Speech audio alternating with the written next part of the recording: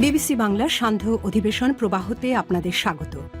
আজ আপনাদের সাথে লন্ডন স্টুডিও থেকে আছি মানসী বড়ুয়া। বাংলাদেশের সর্বশেষ গুরুত্বপূর্ণ আপডেট সংবাদে আপনাকে স্বাগত। শুরুতে সংবাদ শিরোনাম, পরে বিস্তারিত। প্রথমে জানাবো আমাদের হাতে থাকা সর্বশেষ গুরুত্বপূর্ণ সবথেকে তাজা আপডেট সংবাদ। ছাত্রদল, ছাত্র শিবির ও বামদের সঙ্গে আলোচনা করে সরকার পতনের এক দফা দেই বললেন নাহিদ ইসলাম। জাতীয় নাগরিক পার্টি এনসিপির আহ্বায়ক নাহিদ ইসলাম বলেছেন, বৈষম্য বিরোধী ছাত্র আন্দোলনের অনন্য সমন্বয়ক এবং ফ্যাসিবাদ বিরোধী আন্দোলনরত ছাত্রদল, ছাত্র শিবির ও বামপন্থী কয়েকটি ছাত্র সংগঠনের সঙ্গে আলোচনা করে 2024 সালের 3 আগস্ট কেন্দ্রীয় শহীদ মিনারে সরকার পতনের এক দফা ঘোষণা করা হয়।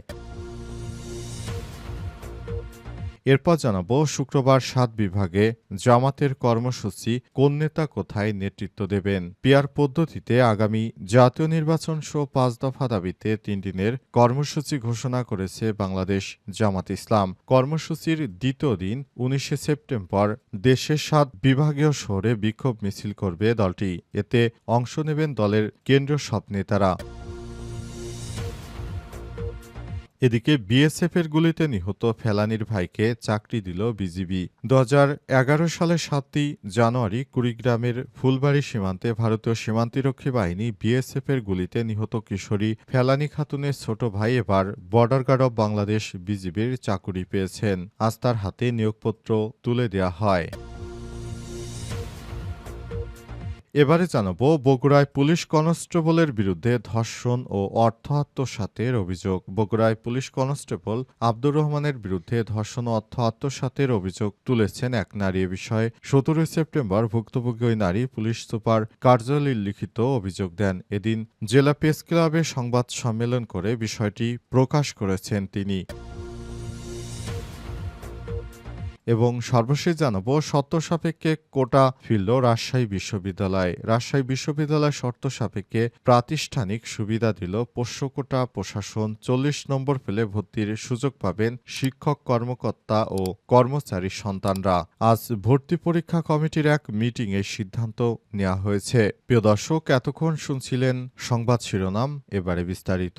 তবে তার আগে বন্ধুরা, অনুরোধ থাকবে এই সংবাদটিতে একটি লাইক দিন। এই চ্যানেলে আপনি নতুন হয়ে থাকলে আমাদের সংবাদটি দেখতে দেখতে চ্যানেলটি সাবস্ক্রাইব করে রাখুন। কমেন্ট করে বন্ধুরা আপনার মূল্যবান মতামত জানিয়ে দিন আপনি বিশ্বের কোন দেশ থেকে বা বাংলাদেশের কোন স্থান থেকে আমাদের সংবাদটি দেখছেন এবং শুনছেন। আর বন্ধুরা, এই সংবাদটি আপনার সোশ্যাল মিডিয়া ফেসবুকে শেয়ার করে বন্ধুদেরও দেখার সুযোগ করে দিন। এবারে বিস্তারিত।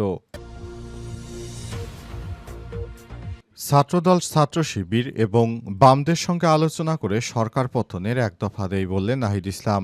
জাতীয় নাগরিক পার্টি এনসিপির আহ্বায়ক নাহিদ ইসলাম বলেছেন, বৈষম্য বিরোধী ছাত্র আন্দোলনের অনন্য সমন্বয়ক এবং ফ্যাসিবাদ বিরোধী আন্দোলনরত ছাত্রদল, ছাত্র শিবির ও বামপন্থী কয়েকটি ছাত্র সংগঠনের সঙ্গে আলোচনা করে 2024 সালের 3 আগস্ট কেন্দ্রীয় শহীদ মিনারে সরকার পতনের এক দফা ঘোষণা করা হয়। বৃহস্পতিবার 18 সেপ্টেম্বর আন্তর্জাতিক অপরাধ ট্রাইব্যুনাল একে জবানবন্দি পেশকালে কথা জানান তিনি।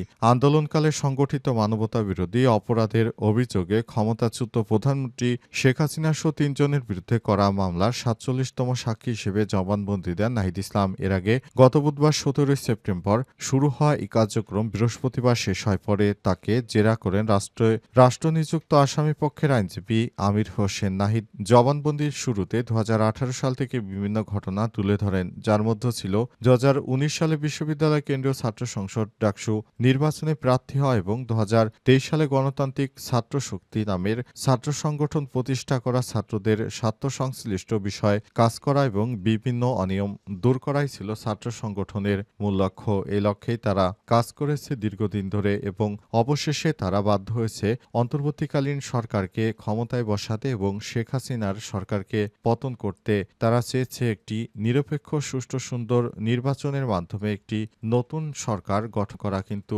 প্রকৃতপক্ষে সেটা হয়নি। শুক্রবার ৭ বিভাগে জামাত ইসলামের কর্মসূচি কোন নেতা কোথায় নেতৃত্ব দিবেন পিয়ার পদ্ধতির দাবিতে এবার মাঠে নেমেছে জামাত ইসলাম। জামাত ইসলাম পরপর ৩ দিনের কর্মসূচি ঘোষণা করেছে। কর্মসূচি অনুযায়ী আজ বৃহস্পতিবার বিকেলে জামাত ইসলামের পক্ষ থেকে বিক্ষোভ মিছিল অনুষ্ঠিত হয়েছে। আবার নতুন করে শুক্রবারেও বিক্ষোভ মিছিলের কর্মসূচি পালন করা হবে।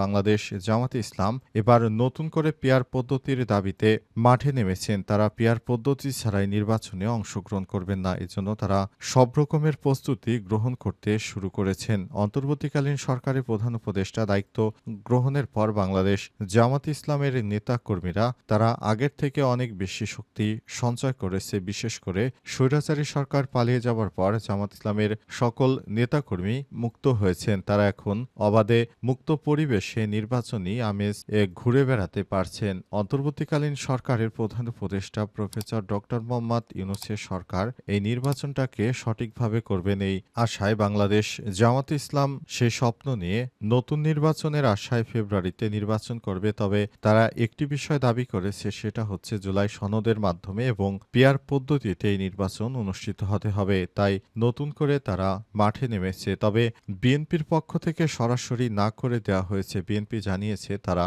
পিয়ার পদ্ধতিতে নির্বাচন চায় না। এই নির্বাচনে বাংলাদেশ জামাত ইসলাম পিয়ার পদ্ধতি চায় না। নির্বাচনটা সুষ্ঠু ও সুন্দর করার জন্য তারা সব রকমের প্রচেষ্টা চালিয়ে যাচ্ছে।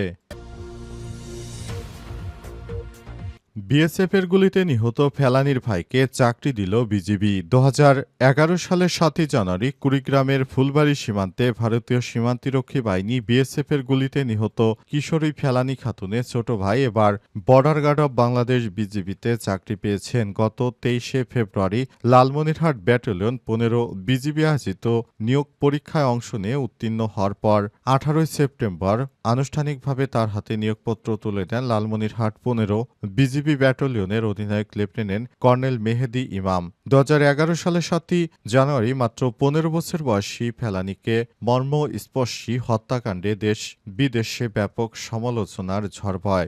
ভারতের সীমান্তরক্ষী বাহিনী কুখ্যাত বিএসএফের সদস্যরা ফেলানীকে হত্যা করে তার লাশ সীমান্তের কাঁটাতারে ঝুলিয়ে রাখে।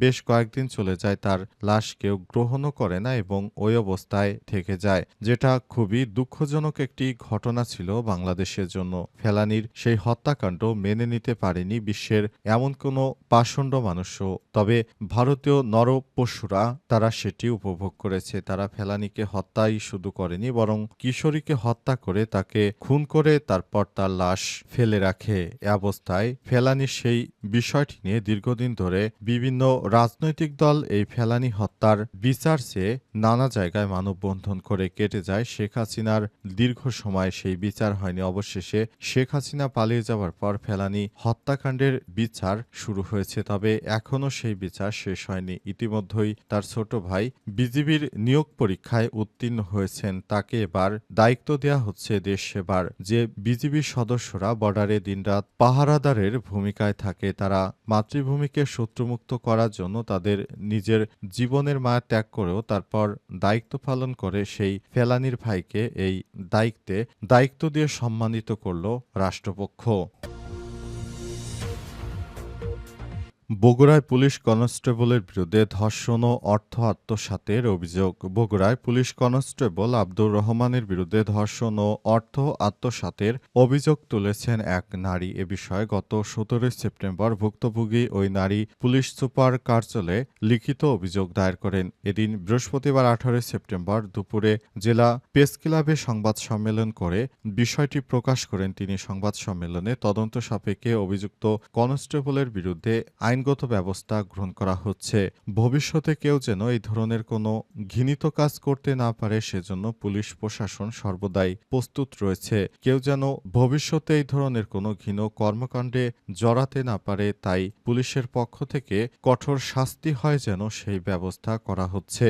এই বিষয়টি খুব দ্রুততম সময়ের মধ্যে করা হচ্ছে, যেন ভবিষ্যতে আর কখনো এই ধরনের ঘৃণিত কাজ আর না হয়। এটা দেশবাসীর জন্য খুবই লজ্জার লজ্জাজনক একটি ব্যাপার হয়ে দাঁড়িয়েছে, কারণ এমন কর্মকাণ্ড দেশের জন্য এবং দেশের সমাজের জন্য খুবই খারাপ প্রতিক্রিয়া বয়ে আনবে। তাই এসব পুলিশ কর্মকর্তাদেরকে দায়িত্বশীলরা যথাযথ শাস্তিমূলক ব্যবস্থা গ্রহণ করবে। পাশাপাশি ভবিষ্যতে কেউ যেন এই ধরনের ঘৃণিত অপরাধ না করে সেজন্য সবাইকে আরও সতর্ক থাকার আহ্বান জানানো হয়েছে।